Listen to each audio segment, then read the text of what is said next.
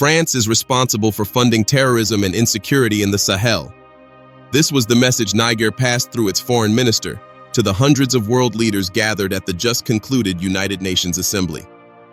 The Sahel has been experiencing one of the worst insecurity crises for some years now, and the insecurity seems to have increased in recent times. However, Niger was not the only country that hammered on this issue.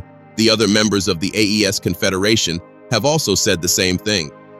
The interesting thing is that they said this right in the presence of French officials.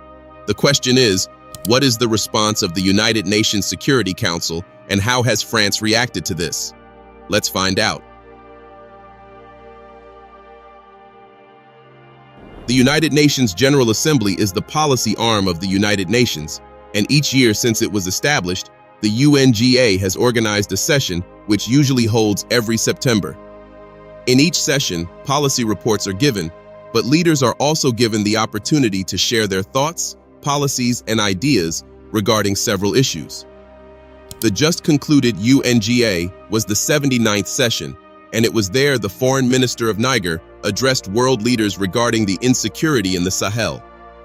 Giving his address, the Nigerian Minister of Foreign Affairs and Cooperation, Bakary Yaou Sangaré, denounced the new recolonisation strategy led by France, which involves supporting terrorism in the Sahel. Niger's foreign minister started with detailing the security crisis that has been experienced in the Sahel region for more than a decade. According to him, the security crisis is threatening the existence of some states, including Niger.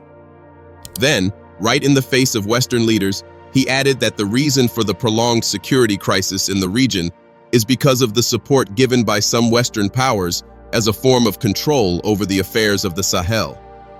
However, the foreign minister noted that Niger reiterates its strong condemnation of these hostile acts and any form of support for terrorism.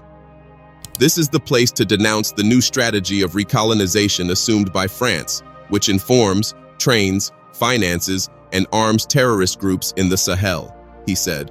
That was quite bold of the foreign minister. But the interesting thing is that this is not the first time this issue of France supporting terrorism in the Sahel has been addressed at the United Nations General Assembly. During the 78th session of the United Nations General Assembly last September, the Prime Minister of Mali also said the same thing. In fact, the Prime Minister of Mali revealed that the Malian government wrote a letter to the UNSC detailing how France had been supporting the terrorists with finances and weapons. But there was no response from the UNSC. If they didn't have proof, I'm pretty sure that they would not have the boldness to write a letter or even say those words in the presence of France. But despite the address last year, the United Nations Security Council still did not respond. But it's not surprising given that the UN Security Council is governed by the West and its allies. Even when there was clear evidence that a Western country was supporting the terrorists in the Sahel, the UNSC didn't do anything. Think about it. 2 months ago, the Tuareg rebels who have been causing chaos and insecurity in Mali since 2012 launched a heavy attack on Mali's military, which led to the death of at least 84 Russian mercenaries and 47 Malian soldiers over 3 days of fighting. Now, while the nation was still reeling from the losses suffered, the spokesperson for Ukraine's military intelligence agency, Andriy Yusov, told the public broadcaster Suspilny that the Malian rebels had received all the information they needed, which allowed them to carry out their operation against the Russian war criminals. In fact, he categorically said, the rebels received the necessary information they needed that allowed them to conduct a successful operation. To make matters worse, after the attack, the Tuareg rebels published an appeal to Ukrainians. They expressed solidarity with Ukraine in the fight against Russia and offered to hand over the captured mercenaries of the PMC Wagner. Now, if you put all these together, the first question that comes to mind is, how did the authorities in Ukraine know that the Tuareg rebels received the necessary information needed to launch the attack? Secondly, why did the Tuareg rebels express solidarity with Ukraine in the fight against Russia? The answer to these two questions is obvious. Ukraine is responsible for providing the information to the Tuareg rebels. There is no other explanation for it. Of course, the Ukrainian authorities denied the accusations, but their flimsy denial was not sufficient to appease the authorities in Mali and even Niger. And, not surprisingly, Mali, as well as Niger, cut off diplomatic relations with Ukraine, citing support for terrorist groups as their reason. This was why the three countries sent a letter to the UN Security Council condemning Ukraine's support for the Tuareg rebels who have caused chaos and insecurity in Mali. Honestly, the evidence is there. Even Ukraine officials said it with their own mouths. But did the UNSC do anything about it? No. The letter, just like the other letters sent by the Prime Minister of Mali regarding France's involvement in supporting terrorism in the Sahel, are all eating dust. The West doesn't care about anything but its own interest. The earlier African leaders know this, the better for Africa. Now, is it far-fetched to say that France is supporting and funding terrorism? The answer is no, and the interview given by the Prime Minister of Mali would convince you.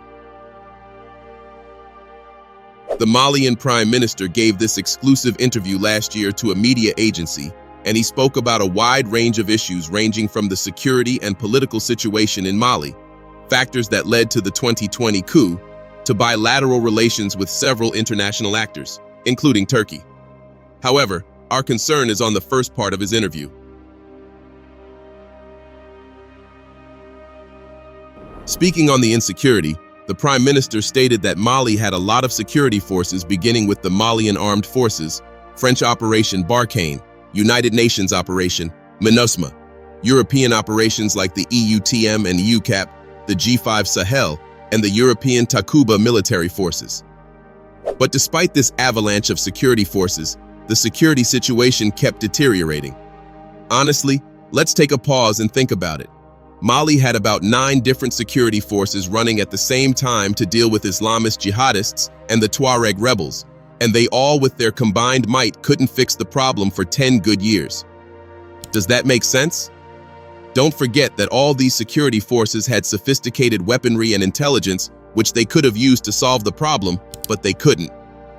It's why, according to the Prime Minister, Mali had to look for a different solution, because it was baffling why since 2013, after the insecurity broke up, 80% of Mali's territory has been invaded by terrorists with international forces in the country.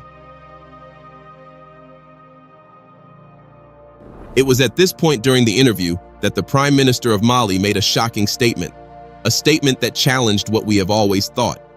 He said that in the same way, the UN Security Council sowed disorder in Libya by assassinating Muammar.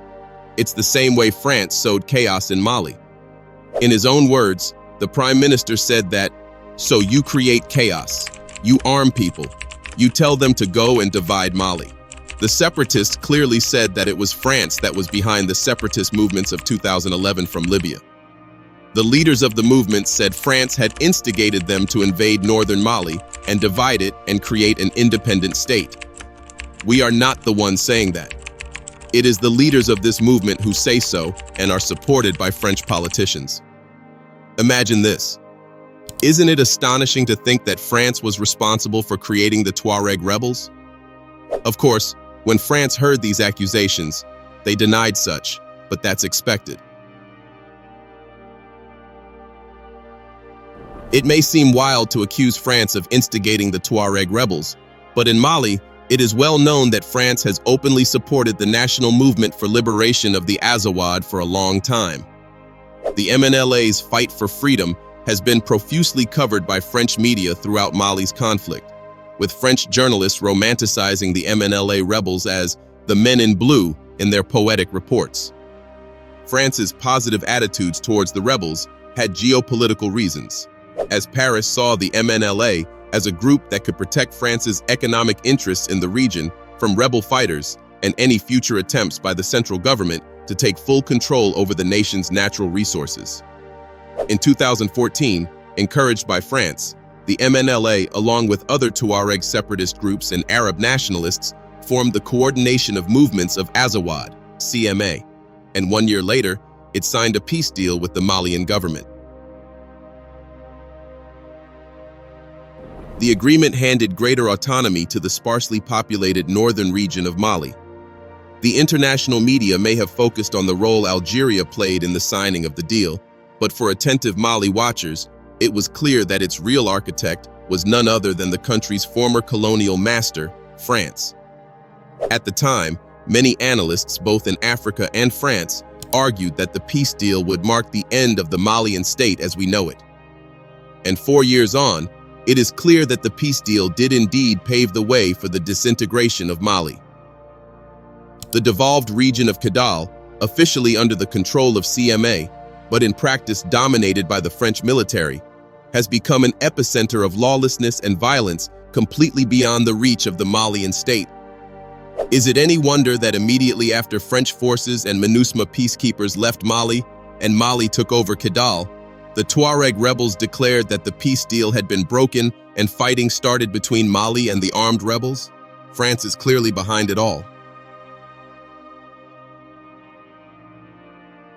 However, the question is, why would France gain for creating violence in Mali? The answer, as usual, is for France's interest.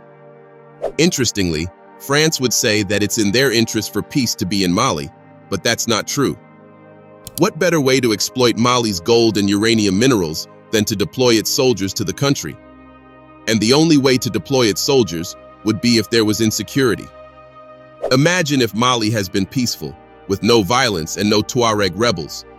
France would have no right to deploy its soldiers to Mali and set up a base. So, they had to create a situation which would ensure that Mali asked for their help, and they would swoop in as saviors to save the day. But their plan wasn't to completely eradicate the insecurity. The plan was to fight the jihadists and armed rebels a little, give them time to regroup and fight again, and so the cycle continues. At least that was the plan until Mali kicked them out. But that hasn't stopped France from arming these rebels and jihadists. I mean, if Ukraine can do it, why not France? So, what is the way forward? The fact is, Africa can only depend on itself to solve its problem because the West does not care. It's time for Africa to look inwards instead of outward. What are your thoughts? Let us know in the comments section below. Don't forget to like, subscribe, and share this video. Forget to